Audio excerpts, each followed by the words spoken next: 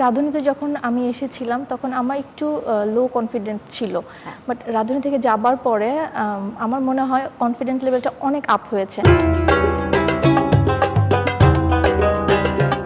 Hello Lina, কেমন আছেন? ভালো আছে, আপনি কেমন আছেন? আমি খুব ভালো আছি। খুবই কাকতালীয়ভাবে আপনার সাথে আমার পোশাকটা মানে রংটা মিলে হ্যাঁ, গেছে। কিছুটা। হ্যাঁ, কিছুটা। যাই হোক, সময় কেমন যাচ্ছে আপনার? আলহামদুলিল্লাহ, অনেক ভালো। আচ্ছা, এই যে রমজান চলছে, আজকে বোধহয় ৯ রোজা। তো ৯ রোজা পর্যন্ত সময় কেমন গেল? রমজান মাস প্রতিবারই অনেক ভালো যায়, এবার আলহামদুলিল্লাহ অনেক ভালো যাচ্ছে। ইনশাল্লাহ আগামী বাদবাকি রোজাগুলো অনেক ভালো যাবে। আচ্ছা, এই যে রাঁধুনি থেকে যখন ফিরে গেলেন আপনি, যাবার পরের সময়টা কেমন কেটেছে? সত্যি কথা বলতে রাঁধুনি থেকে যাবার পরে স্টিল নাও এত ব্যস্ততার মধ্যে আছি আলহামদুলিল্লাহ। অনেক ভালো, অনেক ভালো।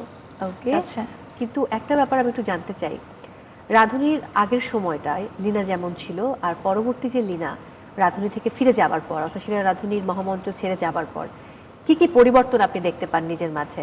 রাঁধুনিতে যখন আমি এসেছিলাম তখন আমার একটু লো কনফিডেন্ট ছিল, হ্যাঁ। বাট রাঁধুনি থেকে যাবার পরে আমার মনে হয় কনফিডেন্ট লেভেলটা অনেক আপ হয়েছে। বাহ। অ্যান্ড আমার প্রফেশনাল লাইফে আমি যেরকম আগে থেকেই কুকিং সেক্টরে ব্যস্ত ছিলাম, বাট দেখা যাচ্ছে এখান থেকে যাবার পরে আমার স্কোপগুলো বেড়েছে এবং আমি এই সেক্টরটাতে অনেক ভালোভাবে আমি জড়িয়ে পড়তে পেরেছি।